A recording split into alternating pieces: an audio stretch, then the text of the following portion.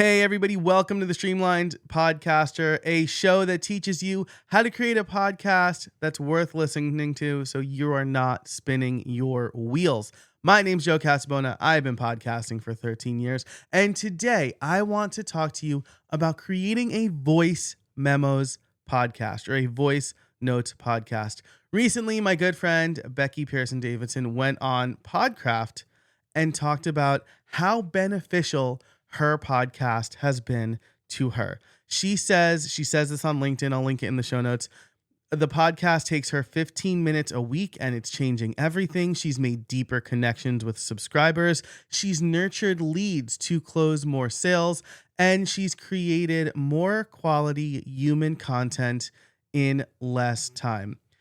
Shout out to Becky. She also gave me credit for this. I know I'm not the first person to do voice notes podcast, but I feel like I did bring it to our circle of friends. It was something that I tried doing as a private podcast at first, just like a lead magnet, and I realized that this content was really good, and I didn't want to just like put it behind a paywall. I wanted to create maximum impact, so I made it its own feed, and then eventually I just started making it as part of my kind of flagship show, Streamlined Solopreneur. So now those voice memos episodes show up in the same feed as my main podcast. They talk about pretty much the same thing.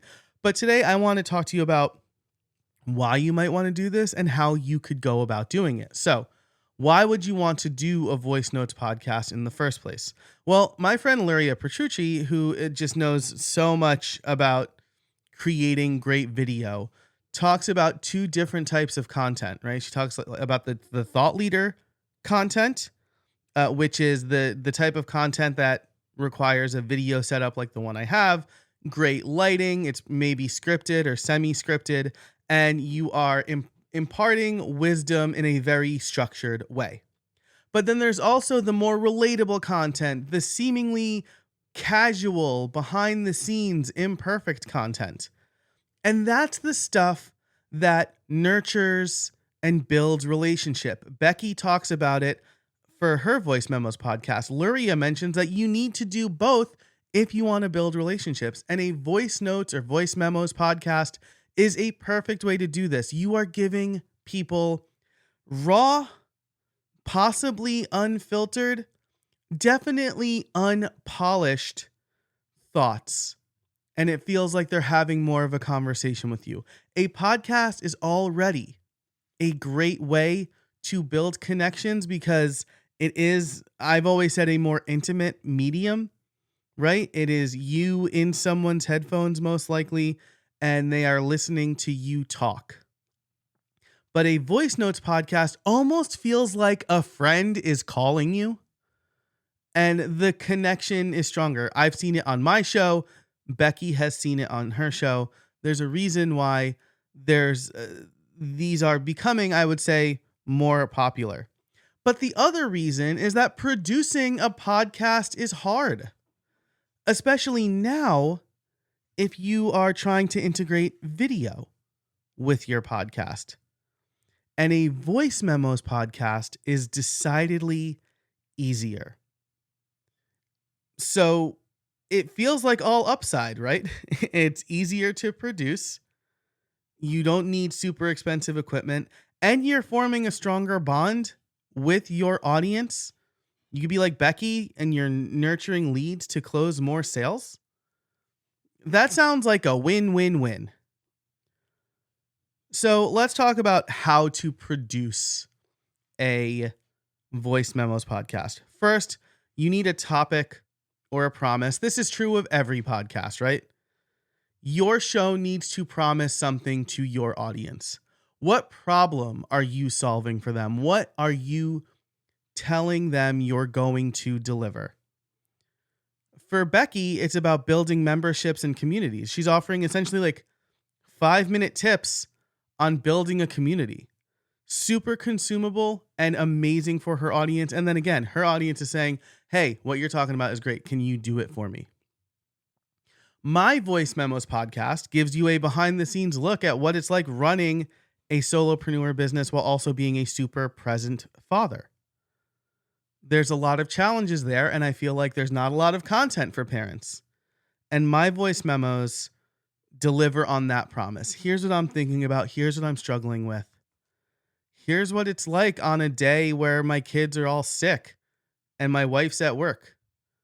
Very relatable content. And honest to God, those episodes get way more feedback than my longer form episodes. So, what is your promise?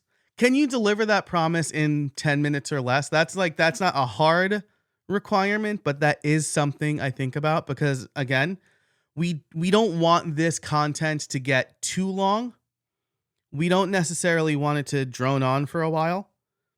And if we're delivering these voice memos, like imagine if somebody sent you a 15-minute voicemail. I don't even know if you can do that, but you'd stop listening, right?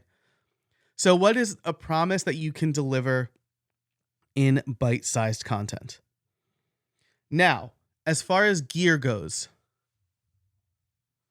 again, we want to make this as simple as possible. I strongly recommend the DJI mics. I've got one and I've got a pair. I find actually the pair sounds better than just the one I have. I'll have an affiliate link in the show notes, but these things are super portable. They plug right into the bottom of your phone and the audio quality is a lot better than just the built-in microphone. But the new phones have really good built-in microphones, but I like to pace. I like to walk, and having the portable microphone allows me to have a consistent sound quality even if I'm walking or moving around. So I would strongly recommend the DJI mic. Rode has a similar one. There's a couple, right? That they just plug. There's a receiver that plugs into the bottom of your phone, and then a phone. That's it. A phone and and a microphone. That's all you need for this podcast. You could have an AI tool. I was using an AI tool for a while. I have stopped doing that because I was using it to like make the transcript and summarize and create a full-on description. But I have found that like with a 5-minute podcast, have a good title and have a one-liner about what it's about. You don't want people to spend more time reading about the episode than listening to the episode. So I think whatever summary you have of those 5 to 10 minutes is fine. So those are really the two things you need. And then, of course, you need a voice recording app. If you have an iPhone, there's voice memos. If you have Android, I think there is I suspect that there's an equivalent. I also like whisper memos on the iPhone, or their super whisper. We want to keep it as simple as possible. I would just use the voice recording app on your phone. Voice memos on your iPhone definitely automatically transcribes now in newer versions of iOS. I'm going to go out on a limb and say the Android version also does that.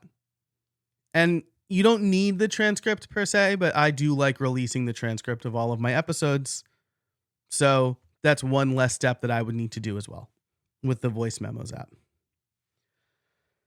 Okay, so your phone, a DJI mic, a recording app. I like voice memos. The idea here also in getting a decent mic and keeping it short is we don't want to have to edit these episodes, because editing turns it from raw, unfiltered, like a friend is leaving you a voicemail, to thought leader stuff, because now you are shaping your message. And that is really important for full-length podcasts. Always edit your full-length episodes. But for things like this, where the purpose is different, I don't think you should edit them. Hosting, I'm going to recommend RSS.com. It is very affordable. I am the evangelist for RSS.com, so full disclosure there. But I also just think it's the best hosting for most people. It's easy to use. It works very well from your phone. And it has a lot of really great features for podcasters. So RSS.com, big fan. I wouldn't be their evangelist if I wasn't. Also, there are like other, like we have RSS.com, we have like dynamic ads now, but the feature set is really focused on creating a really good podcast. So I like RSS.com. Okay. Publishing your first episode. I think every podcast should have a trailer. And so I would recommend you do the trailer in the same format that you're going to do the episodes. You can maybe semi-script this because I think the trailer should follow a story. Why are you doing this? What's the show about? What are people going to get from it? How can they listen? And again, you can keep that to 1 to 2 minutes. So if you're launching a voice notes podcast separate, I still say have a trailer. If you're adding it onto your main show, I would just preamble the first voice notes episode with what this is and why it's different, and let me know if you like it. So that's publishing the first episode. And then you need all the stuff that a normal podcast needs. You need a title, make the title clear, have a tagline for who it helps, what problem it's solving, make some artwork. I think if it's a voice notes podcast, your face should be on it. It is you. People should get to know you. And then you need a description. I think podcast descriptions should read like movie synopses, where you agitate the problem or you set up the promise, and then you talk about how you're going to deliver on that promise. So that's it. That's everything you need to start a voice notes podcast.